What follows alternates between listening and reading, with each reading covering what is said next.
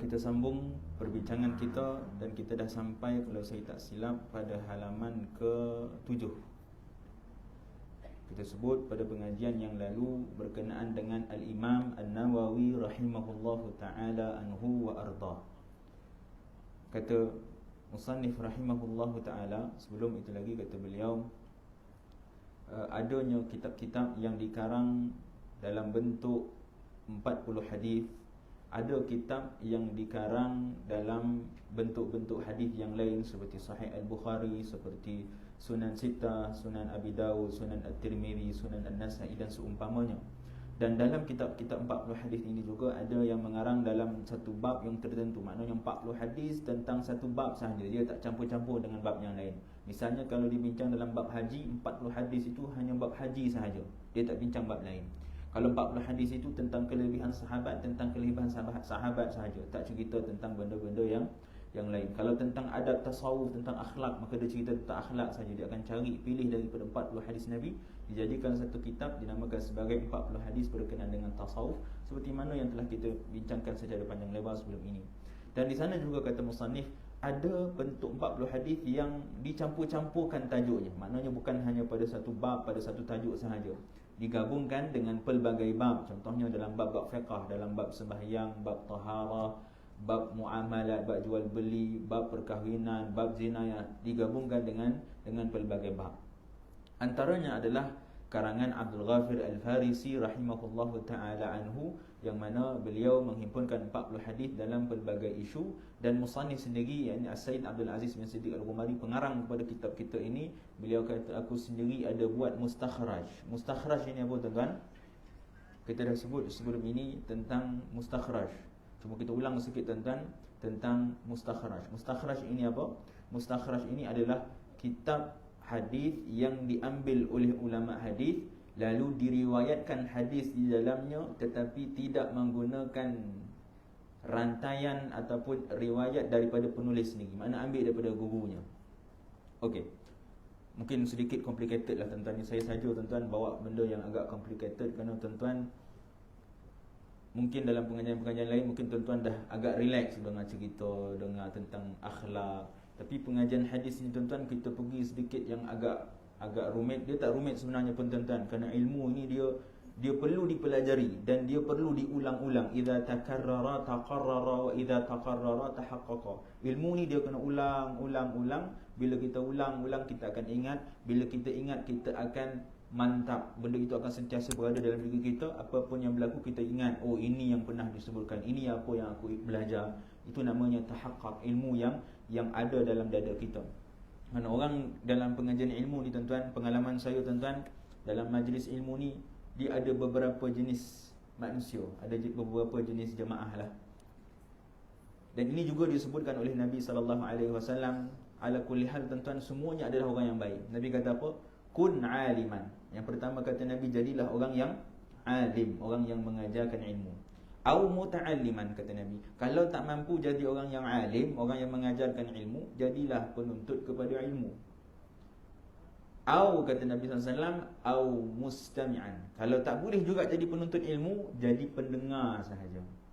Kalau pendengar pun tak boleh, kata Nabi, au muhibban, orang yang cinta kepada ilmu. Kalau cinta pun tak boleh, kata Nabi, fala takun khamisan, jangan jadi orang yang kelima, fatahlik, maka kalian akan musnah. Jadi ini adalah jenis-jenis pendengar, jenis-jenis penuntut ilmu yang Nabi sebut, bukan sahaja di surau ini tuan-tuan, tapi di mana-mana juga. Jadi setiap surau, setiap masjid, setiap tempat pengajian, sekolah, universiti, dia akan ada 5 jenis golongan yang disebutkan oleh Nabi. Yang pertama adalah guru, orang yang mengajar. Yang kedua adalah orang yang belajar. Kenapa Nabi bezakan di antara orang yang belajar, orang yang mendengar dan orang yang mencintai ilmu? Kenapa Nabi bezakan? Kerana tiga-tiga ini, keempat-empat ini adalah jenis manusia yang berbeza. Yang pertama guru, yang kedua orang yang belajar. Apa beza belajar dengan mendengar? Orang yang belajar, dia akan cuba untuk memahami dan mengingati apa yang dia belajar. Dia bersungguh-sungguh dengan apa yang dia belajar. Dia akan cuba salin apa yang dia belajar supaya balik dia boleh ulang balik, dia boleh ajar pula kepada anaknya, boleh ajar pula kepada ahli keluarganya, kepada saudara maranya. Ini namanya muta'alliman, orang yang benar-benar nak menuntut ilmu. Yang ketiga namanya mustami'an. Mustami'an ni apa? Dia dengar ya, dia kata. Tak apalah ustaz cerita lah apa-apa. Saya dengar ya, faham tak faham lantak lah kata dia. Ini mustami'an.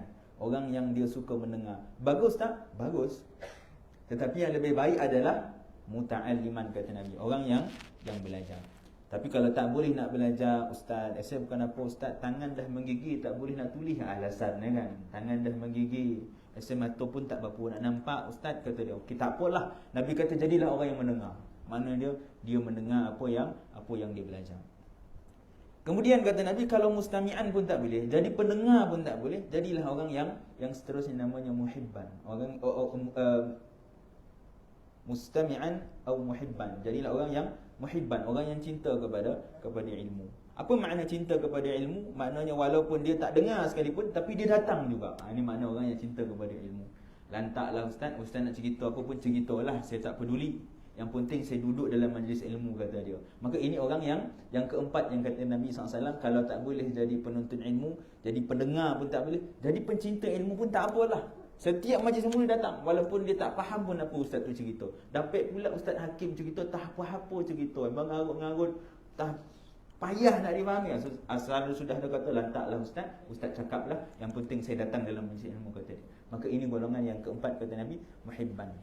Dan Nabi bagi amaran, jangan jadi orang yang kelima, yakni orang yang dahlah dia bukan guru, tak mengajar, tak pula belajar, tak pula mendengar majlis ilmu, tak pula cinta kepada majlis ilmu, bahkan benci pula kepada orang yang belajar, orang yang mengajar. Bila nampak orang datang majlis ilmu, dia kata, "Leh, bukan ada baik apa pun surau tu, duduk manung," kata dia. Dia dah lah tak pergi, tapi dia duk cerita pasal orang, duk komen pasal orang. Kadang-kadang duk hasut pula orang tu. Tak payahlah pergi surau tu dah, bukan ada apa kata dia. Duduk rumah kita tengok berita utama, buletin utama lagi elok kata dia. Ini orang yang kelima yang kata Nabi SAW, orang seperti ini fatahlik. Dia akan musnah, dia akan binasa. Baik. Tuan-tuan yang dirahmati Allah SWT, kita lihat sedikit tuan-tuan tentang istilah-istilah di dalam ilmu hadis. Kerana pentingnya dalam ilmu hadis, saya pernah sebut kepada tuan-tuan pada pengajian-pengajian yang lalu tentang pentingnya ilmu hadis. Kerana hari ini banyak orang dia dah tak peduli dah dengan ilmu hadis. Ustaz nak cerita hadis apa pun sabutlah ustaz. Saya tak kira hadis tu sahih ke, hasan ke, daif ke, palsu ke, sabutlah. Yang penting saya dengar ya kata dia. Tuan-tuan, kata Nabi SAW, "Man kadzdzaba alayya muta'ammidan falyatabawwa maq'adahu minan nar." Kata Nabi SAW, barang siapa yang berdusta atas namaku, maka bersedialah tempatnya dalam api neraka. Dalam hadis yang lain kata Nabi SAW, "Kafa bil mar'i kadhiban ay yuhadditha bi kulli ma sami'a." Kata Nabi SAW, cukuplah seseorang itu untuk menjadi orang yang berdosa apabila dia menceritakan apa sahaja yang dia dengar tanpa dia menilai sama ada sesuatu itu benar ataupun tidak. Kalau dalam realitinya tuan-tuan, kita dapat message dalam WhatsApp group, kita pun forward ke orang lain. Sebab dengan harapan kita menjadi orang pertama yang dapat berita itu, tanpa kita mengenal pasti sama ada maklumat itu betul ataupun tidak. Yang penting kita sebar dahulu, baru cek. Maka ini yang kata Nabi SAW, "Kafa bil mar'i ithman." Cukuplah dia menjadi orang yang berdosa kerana dia menyampaikan apa sahaja tanpa dia menilai terlebih dahulu. Di apa yang dia dengar, dia akan sampaikan kepada orang. Seperti itu juga dalam bidang hadis. Nabi kata berdosalah orang yang hanya sampaikan hadis tanpa dia melihat sama ada hadis itu sahih ke, hasan ke, daif ke, ataupun hadis itu palsu yang bukan daripada Nabi SAW tapi dinisbahkan kepada baginda Rasul SAW. Jadi ilmu hadis ini adalah menjaga diri kita daripada rosak dengan fahaman-fahaman yang sesat, menjaga diri kita daripada menjadi orang yang menyalahi sunnah baginda Rasul SAW. Kata Al-Imam Malik rahimahullahu ta'ala, "As-sunanu kasafinati Nuh." Kata Imam Malik, hadis-hadis Nabi ini adalah seperti bahtera Nabi Nuh AS. "Man raqibaha naja." Siapa yang menaikinya, dia akan terselamat. "Wa man takhallafa anha ghariqa." Tetapi siapa yang meninggalkan kapal ini, meninggalkan ilmu hadis, maka dia akan tenggelam, hanyut di dalam kesesatan. Maka ini apa yang diberitahu oleh Imam Malik rahimahullahu taala kepada kita. Begitu juga apa yang disebutkan oleh para a'immah yang lain, antaranya Imam Abu Hanifah rahimahullahu taala. Kata beliau, lam tazalin nasu fi shalah ma damu fihim man yatlubul hadith. Kata Imam Abu Hanifah rahimahullahu taala, yang ini ada orang tuan-tuan, seorang lelaki berbangsa Arab daripada Syria datang ke Malaysia mengkritik, mentahmah Al-Imam Abu Hanifah rahimahullahu taala. Dia kata Imam Abu Hanifah ni tak reti ilmu hadis. Imam Abu Hanifah ni orang yang sesat. Wal'iyadu billah. Al-Imam Abu Hanifah rahimahullahu ta'ala adalah seorang imam di dalam mazhab yang mu'tabar, yang diterima oleh majoriti umat Islam. Dianggap sebagai salah satu mazhab yang mu'tabar. Al-Imam Abu Hanifah rahimahullah ta'ala, beliau sebut apa? Lam tazalin nas fi shalah. Manusia akan terus berada dalam kebaikan madamu fihim man yatlubul hadith, selagi mana ada di antara mereka yang belajar ilmu hadis. Wa man ta'allama bighairi hadithin fasadu. Siapa yang belajar tanpa dia mempelajari ilmu hadis, maka dia akan rosak, maka dia akan sesat. Sebab itu pentingnya tuan-tuan dalam kehidupan kita untuk kita mempelajari ilmu hadis, bukan semata-mata ilmu dirayah, bukan semata-mata tentang kefahaman hadis. Ada orang dia mengaji ilmu hadis, kata saya mengaji ilmu hadis, saya baca Riyadhus Salihin, saya baca 40 hadis Imam Nawawi, saya baca kitab-kitab hadis ini. Tetapi saya tak tahu sama ada hadis itu benar ataupun tidak, sama ada hadis itu sahih ataupun tidak. Saya hanya baca daripada sudut kefahaman, saya belajar daripada sudut kefahaman. Ini namanya dirayah. Dirayah ini apa? Tentang kefahaman kita tentang hadis. Ustaz baca hadis, dia akan terangkan, baik tuan-tuan, pengajaran daripada hadis ini yang pertama, yang kedua, yang ketiga. Ini namanya ilmu dirayah, ilmu tentang kefahaman berkenaan dengan hadis. Ada orang yang dia hanya belajar tentang ilmu riwayah tanpa mempelajari ilmu dirayah. Dia hanya belajar pula tentang ilmu hadis, dia belajar tentang ilmu hadis sahih, hadis dhaif, hadis hasan, hadis dhaif, hadis palsu, tanpa dia mempelajari tentang fiqhul hadis, tentang ilmu dirayah, tentang kefahaman hadis. Ini pun tak betul juga. Kenapa? Kalau ditinggalkan salah satunya, maka kita tidak akan memahami hadis Nabi dengan sebenarnya. Kita tidak akan mampu dapat menjaga hadis Nabi itu dengan sebaiknya. Sebab itu perlu dilampingkan di antara ilmu riwayah dan ilmu dirayah, tentang kefahaman hadis dan tentang penilaian hadis. Kedua-dua ini perlu ada. Tanpa dengan ilmu riwayah, tanpa dengan menilai sama ada hadis itu benar ataupun tidak, maka akhirnya seperti mana kita katakan tadi, kita akan meriwayatkan sesuatu yang sebenarnya bukan daripada Nabi. Kita akan menisbahkan sesuatu yang bukan daripada Nabi SAW, yang kata Nabi SAW, bersedialah dia ditempatkan di dalam api neraka, wal'iyadzubillah. Sebab itu kena belajar ilmu riwayah. Begitu juga dengan ilmu dirayah. Kerana kalau hanya duduk belajar tentang hadis itu sahih, hadis itu dhaif, hadis itu palsu, tanpa tentang memahami hadis, pun masalah juga. Kerana akhirnya nanti dia hanya sebut hadis tanpa dia mengetahui tentang makna sebenar daripada hadis tersebut. Satu contoh tuan-tuan, seorang ulama namanya Asy-Syu'bah. Namanya Asy-Syu'bah, Al-Imam Asy-Syu'bah, seorang ulama hadis yang mendalami tentang ilmu riwayah, tentang ilmu penilaian hadis. Dia banyak meriwayatkan hadis-hadis Nabi SAW. Ulama hadis, tetapi beliau ini agak lemah dalam bab dirayah. Dalam bab tentang kefahaman hadis, beliau kurang. Sehingga kan kata Al-Hafidh Abdul Hadi dalam kitab beliau At-Tanqih, kata beliau Asy-Syu'bah lam yakun min al-hudzaq fil fiqh. Asy-Syu'bah ini dia orang yang tidak mendalami dalam bidang fiqh, dalam bidang memahami makna daripada hadis, dalam bidang yang kita katakan sebagai dirayah, kefahaman tentang hadis Nabi SAW. Sehingga kan apabila beliau meriwayatkan hadis itu, ada kalanya beliau mengubah lafaz hadis itu sendiri. Boleh tak kita meriwayatkan hadis dengan makna? Kebanyakan ulama hadis kata boleh kita meriwayatkan sesuatu hadis dengan makna. Maknanya bukan lafaz itu daripada Nabi. Nabi sebut lafaznya berbeza, tapi kita riwayatkan dengan makna lebih kurang, kita kata. Lebih kuranglah tuan-tuan, Nabi sebut sekian. Boleh tak? Jumhur ulama kata boleh, tetapi dengan syarat, mestilah seseorang itu dia mahir dalam bahasa Arab. Yang kedua, dia juga mesti mahir tentang cara untuk memahami hadis. Kerana ditakuti kalau dia tak memahami tentang dua perkara ini, akhirnya dia akan meriwayatkan hadis dengan makna tanpa dia menitik beratkan lafaz yang Nabi sebut. Dan ada kalanya lafaz yang Nabi guna itu dengan tujuan yang tertentu. Kalau diubah lafaz itu, berubah makna. Jadi sebab itu perlunya ilmu bahasa Arab dan ilmu tentang kefahaman hadis yang baik. Jadi boleh meriwayatkan hadis dengan makna, mengikut majoriti ulama hadis. Jadi Asy-Syu'bah ini dia meriwayatkan hadis dengan makna. Sehingga ada satu hadis yang mana hadis ini diriwayatkan juga oleh Musa bin Sahl bin Kathir daripada Allahumma salli ala sayyidina Muhammad, Musa bin Sahl bin Kathir daripada Ibnu Ulayyah, daripada Abdul Aziz bin Suhaib, daripada Anas bin Malik radhiyallahu taala anhu. Yang mana kata Sayyidina Anas bin Malik, naha Rasulullah sallallahu alaihi wasallam ayyataza'fara ar-rajulu. Sayyidina Anas bin Malik radhiyallahu taala anhu dia kata, Nabi sallallahu alaihi wasallam melarang untuk orang lelaki memakai pakaian yang dicelup dengan air za'faran. Nabi larang lelaki untuk memakai pakaian yang sedemikian. Kemudian ada perbincangan yang lanjut tentang hukum memakai pakaian warna merah. Ada beberapa ustaz tuan-tuan di YouTube dia kata tak boleh, haram lelaki memakai baju warna merah kerana ada hadis Nabi sallallahu alaihi wasallam.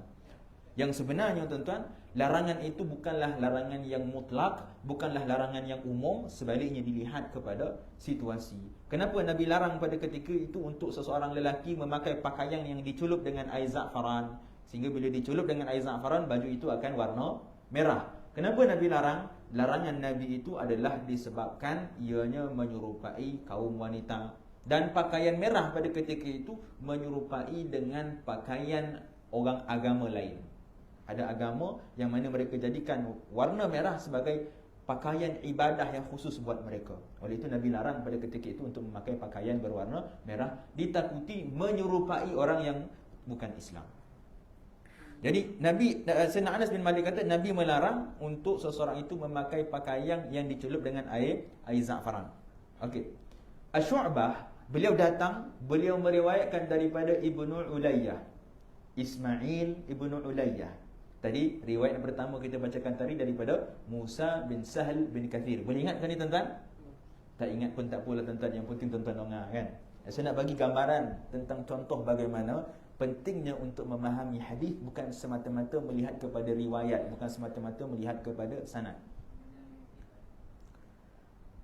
Asy-Syu'bah beliau meriwayatkan daripada Ibnu Ulayyah. Bahkan ini disebutkan oleh Ismail Ibnu Ulayyah. Beliau kata Asy-Syu'bah meriwayatkan hadis daripada aku. Aku sebutkan perkara ini kepada beliau. Tetapi beliau mengubah lafaznya. Beliau kata apa? Beliau kata telah diriwayatkan kepadaku oleh Ibnu Ulayyah daripada Abdul Aziz bin Suhaib daripada Anas bin Malik, bahawa kata Anas bin Malik, naha Rasulullah sallallahu alaihi wasallam ayyataza'far, anit taza'fur. Kata Anas bin Malik daripada riwayat Syu'bah kata, Sayyidina Anas bin Malik kata Nabi larang untuk kita mencelup pakaian dengan air za'faran.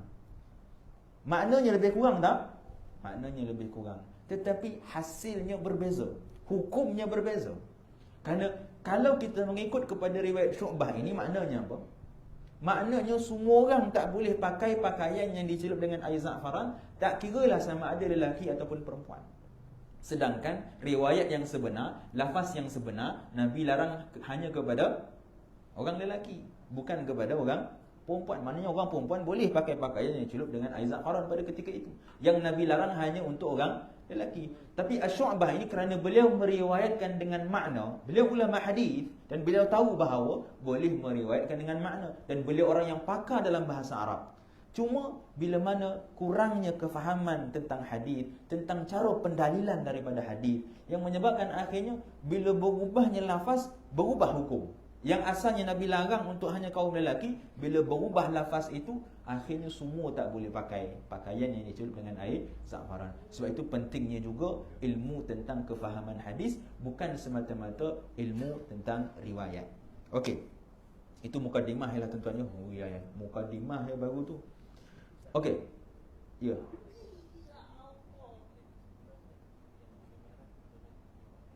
Warna merah lelaki boleh pakai. Walaupun ada hadis Nabi larang, tetapi larangan itu khusus pada ketika itu.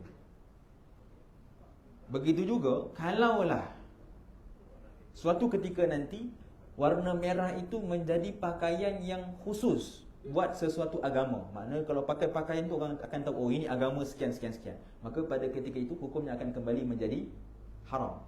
Kerana Nabi sebut man tashabbaha biqaumin fahuwa minhum. Siapa yang menyerupai sesuatu kaum, maka dia daripada kaum itu.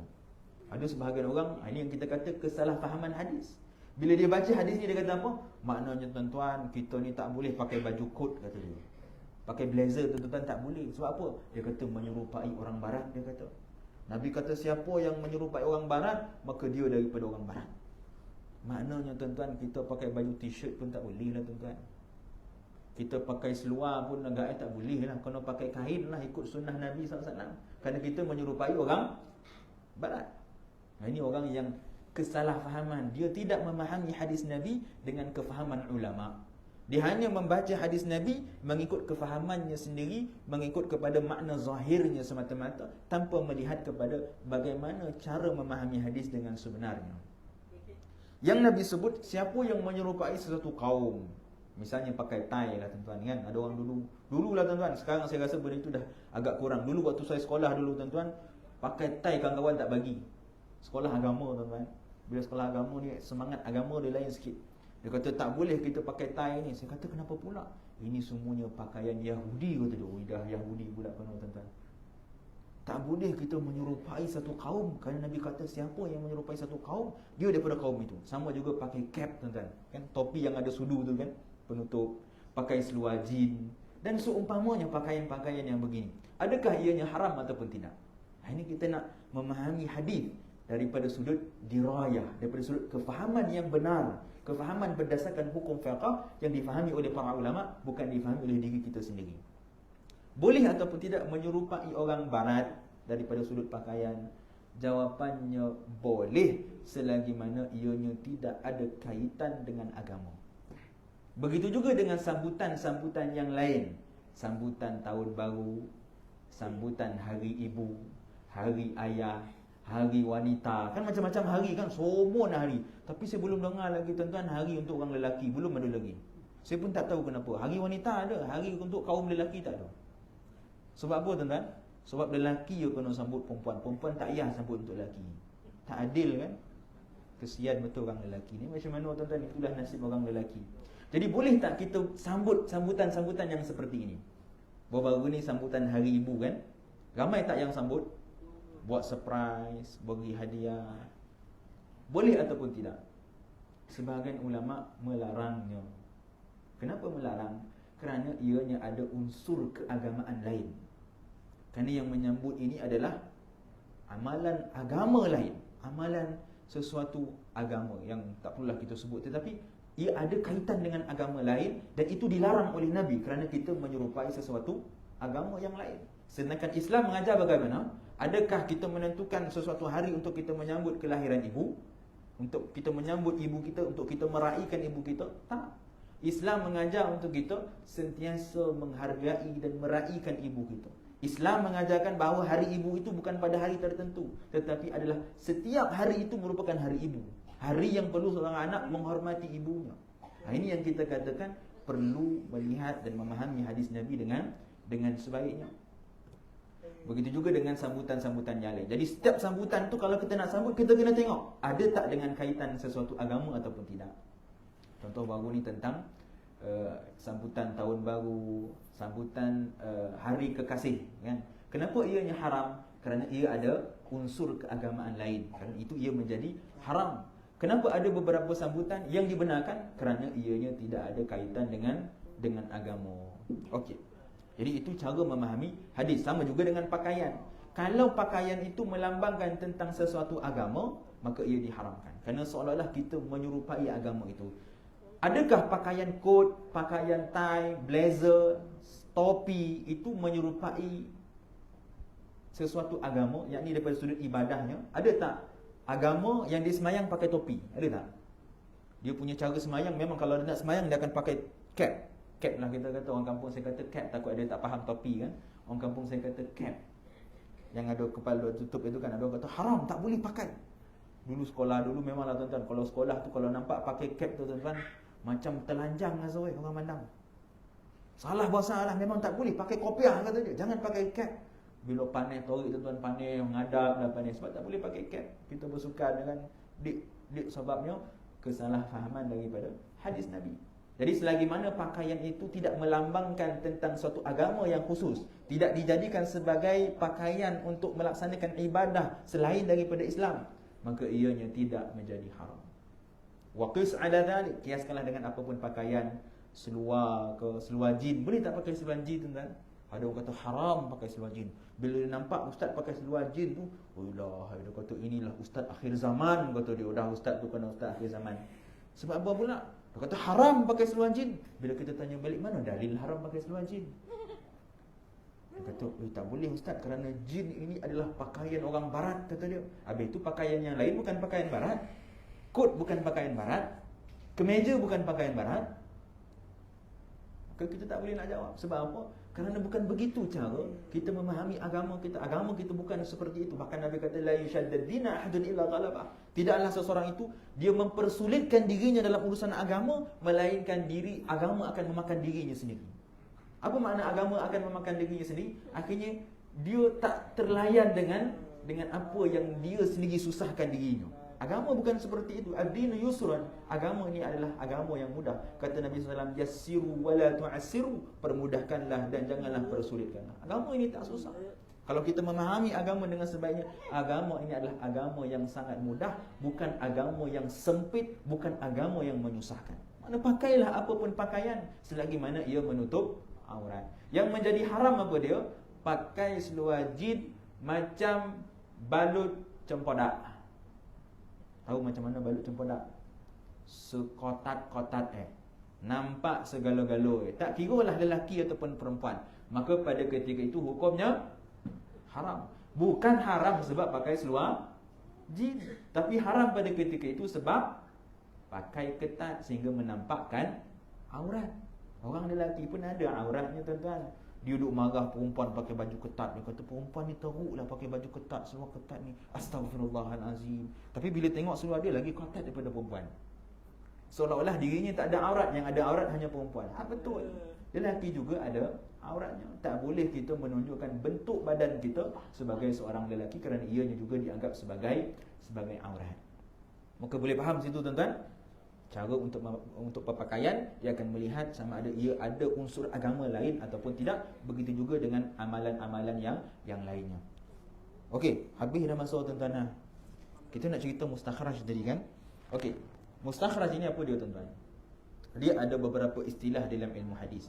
Yang pertama namanya takhrij, berasal daripada perkataan kharraja yukharriju takhrijan. Saya nak guna whiteboard tapi whiteboard tu macam susah betul nak keluar saya tengok. Tak apalah, masa pun dah nak habis. Saya ringkaskan tuan-tuan ya. Nanti kita sambung lagi. Kharraja yukharriju takhrijan.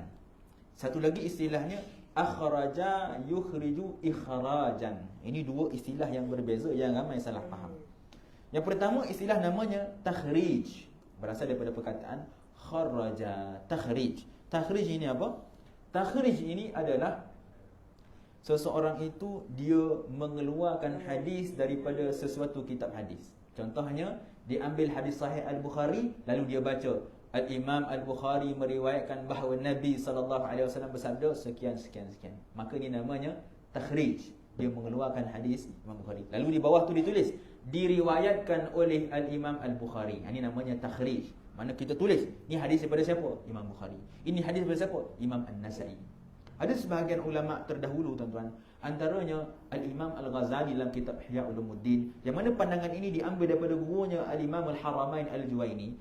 Al-Imam Al-Haramain Al-Juwaini beliau berpandangan bahawa boleh kita meriwayatkan sesuatu hadis kalau ianya disebutkan di dalam kitab-kitab hadis yang muktabar.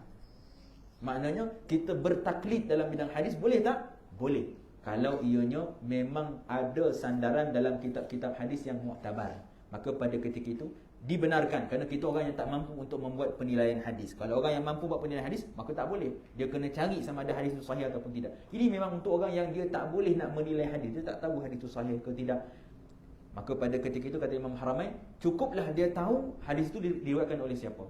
diriwayatkan oleh Imam Bukhari, diriwayatkan oleh Imam Muslim. Kalau tak ada, maka kena berhati-hati. Kerana ditakuti ianya bukan daripada hadis Nabi. Hari ini banyak tuan-tuan hadis-hadis yang palsu yang mula disebarkan dalam masyarakat, terutama bila berkaitan dengan diri mereka. Untuk berkaitan dengan kepentingan mereka, maka mereka akan mula menyebarkan hadis-hadis seperti mereka kata ini hadis Nabi, sedangkan ianya bukan daripada Nabi SAW. Jadi takhrij ini juga adalah dengan kita menentukan status hadis. Hadis ini sahih ke, hasan ke, dhaif. Ini juga namanya takhrij.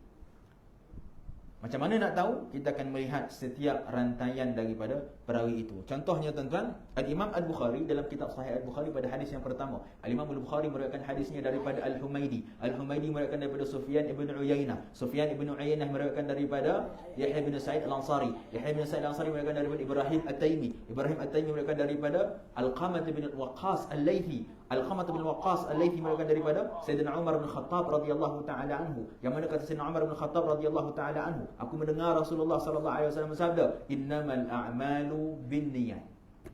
Boleh dapat tak tuan-tuan? Saya nak tunjuk tuan-tuan tentang rantaian perawi. Ini namanya hadis. Hadis yang biasanya kita dengar diriwayatkan oleh Imam Bukhari, itu hanya sahabat. Sedangkan sebenarnya hadis itu dia ada rantaian. Daripada sahabat, siapa yang meriwayatkan daripada sahabat itu? Tabi'in. Siapa dia tabi'in? Kita tentukan. Contohnya hadis tadi, Al-Qamah bin Waqqas. Kemudian daripada tabi'in, siapa yang meriwayatkan dia? Tabi'in. Maka sehinggalah kepada pengarang kitab hadis tersebut, contohnya Imam Al-Bukhari. Jadi ini namanya rantaian perawi hadis namanya. Maka setiap perawi hadis ini, untuk kita menilai sama ada hadis itu sahih ataupun tidak, maka kita kena melihat antaranya apa tuan-tuan, kita kena tengok perawi itu memenuhi syarat hadis sahih ataupun tidak. Kita dah sebut pada pengajian yang lalu, tapi mungkin kerana terlalu lama tinggal tuan-tuan, kita ulang balik. Yang pertama, bersambungnya sanad. Yang kedua, diriwayatkan oleh perawi yang adil, perawi yang bukan perawi yang buat maksiat, bukan perawi yang fasik. Kemudian yang ketiga, mestilah dia seorang yang teliti, kuat ingatannya, bukan pelupa macam kita. Kemudian tidaklah hadis itu merupakan hadis yang syaz, yakni bercanggah dengan perawi yang lebih kuat daripadanya, perawi yang lebih kuat ingatan daripadanya. Dan yang terakhir adalah hadis itu mestilah bukan illah, maknanya bukan hadis yang berpenyakit. Maknanya secara zahir kita nampak tak ada masalah, tapi bila lihat lebih dalam, rupanya ada penipuan pada nama perawi dan seumpamanya. Maka ini namanya illah, penyakit pada hadis. Maka ini 5 syarat untuk hadis itu menjadi sebagai hadis sahih. Macam mana kita nak menilai hadis? Kita akan tengok contohnya hadis tadi. Bersambung tak sanadnya daripada Imam Bukhari, daripada Humaidi, Sufyan ibn Uyainah, Yahya bin Sa'id Al-Ansari, Ibrahim At-Taimi, Al-Qamah bin Waqqas, Sayyidina Umar. Ni semua bertemu tak? Mereka bertemu. Memang mereka anak murid antara mereka. Mana Imam Bukhari anak murid kepada Imam Humaidi, Humaidi anak murid kepada Sufyan ibn Uyainah. Memang mereka bertemu dan meriwayatkan hadis daripada guru mereka. Maka yang pertama selesai. Yang kedua, adakah perawi-perawi ini adil? Adakah mereka ahli maksiat? Adakah mereka fasik ataupun tidak? Kita tengok Imam Bukhari sudah jelas ianya bukan fasik, orang yang sangat kuat ketaatannya kepada Allah, seorang yang berilmu. Kemudian yang pula gurunya Al-Humaidi, Sufyan ibn Uyainah, sampailah kepada Sayyidina Umar. Semuanya orang yang adil. Kemudian lihat pula sama ada kalau adil sahaja, baik sahaja, tak buat maksiat sahaja, tapi pelupa pun tak boleh juga. Kalau dia pelupa ataupun lemah ingatannya, maka dia akan turun kepada hadis hasan. Dia tak akan jadi hadis sahih. Hadis sahih mestilah yang meriwayatkan itu adalah perawi yang memang teliti dan kuat ingatannya, seperti Imam Bukhari, seperti Al-Humaidi, seperti Sufyan ibn Uyainah. Ini semua ulama hadis yang memang teliti, yang dhabit, yang kuat ingatannya. Kemudian hadis itu juga tidak boleh syadz, yakni bersalahan pula dengan hadis yang lain yang lebih kuat daripadanya ataupun adanya penyakit. Maka jelas hadis di sini adalah hadis yang sahih. Maka bila mana kita dapat menilai setiap daripada perawi itu, maka kita tahulah hadis ini adalah hadis yang sahih. Ini namanya takhrij, penilaian hadis. Ada kedua namanya kharraja yukharriju ikhraj. Kharraja yukharriju ikhraj. Apa makna kharraja yukharriju ikhraj? Ikhraj ini apa? Seorang ulama hadis, dia meriwayatkan hadis dalam kitab hadisnya daripada gurunya sampailah kepada Rasulullah. Seperti yang dibuat oleh Al-Imam Al-Bukhari. Ini namanya ikhraj. Maknanya dia meriwayatkan hadis daripada gurunya. Seperti saya lah tuan-tuan, meriwayatkan hadis kepada tuan-tuan. Saya kata guru saya meriwayatkan daripada gurunya sampailah kepada Rasulullah bahawa Nabi bersabda. Ini namanya ikhraj. Meriwayatkan hadis daripada rantaian sanad daripada guru sehingga kepada guru. Mustakhraj, apa dia yang ada dalam kitab kita ini? Mustakhraj adalah saya mengambil riwayat yang lain daripada penulis hadis. Contohnya, saya ambil kitab Sahih Al-Bukhari, saya nak jadikan ianya sebagai sebuah kitab namanya mustakhraj. Bagaimana?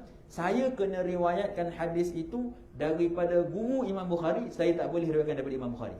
Mana kita cari jalur yang lain yang tidak mengikuti Imam Bukhari. Mana saya riwayatkan daripada guru saya, daripada guru saya, daripada guru saya, sampailah kepada Imam Al-Humaidi, yang guru kepada Imam Bukhari. Saya tak lalu ikut Imam Bukhari. Sehinggalah Al-Humaidi naik kepada Sufyan ibn Uyainah, Yahya ibn Sa'id al-Ansari, Ibrahim At-Taimi, Al-Qamah bin Waqqas, Sayyidina Umar. Maknanya jalur yang lain.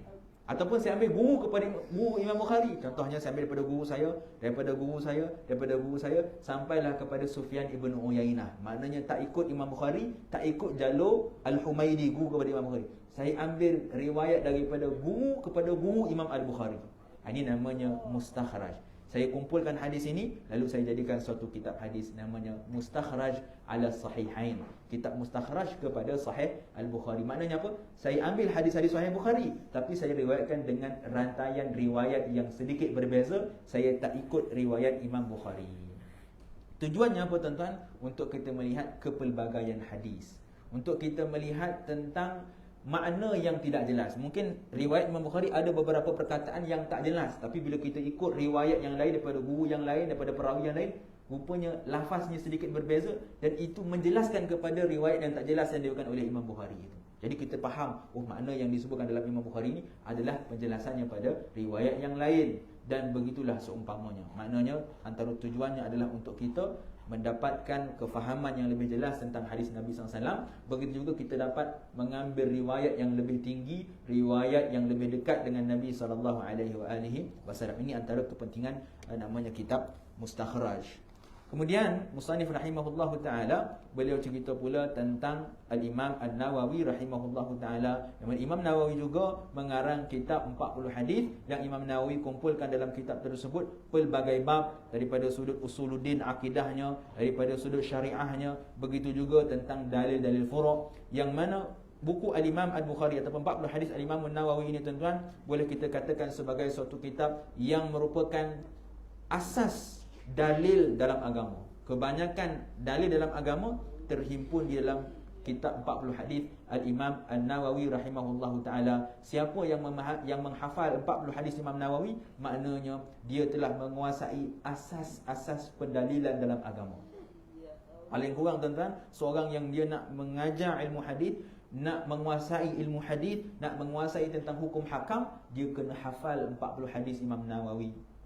40 hadis Imam Nawawi itu terkandung di dalamnya asas-asas dalam agama, dan ini apa yang disebutkan oleh Al-Imam An-Nawawi rahimahullahu taala sendiri, dan beliau sendiri menamakan kitab beliau sebut sebagai kitab Al-Arba'in fi Mabanil Islam wa Qawaidil Ahkam. 40 berkenaan dengan asas-asas Islam dan kaedah-kaedah agama.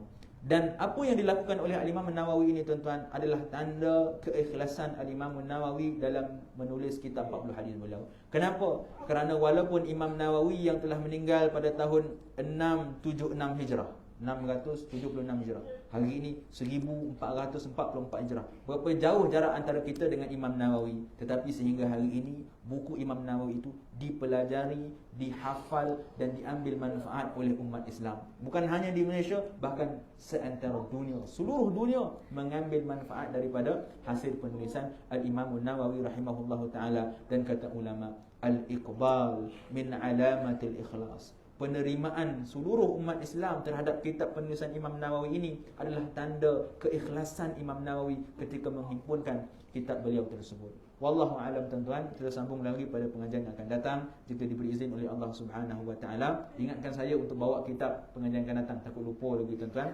Kalau diizinkan insya-Allah saya akan bawa.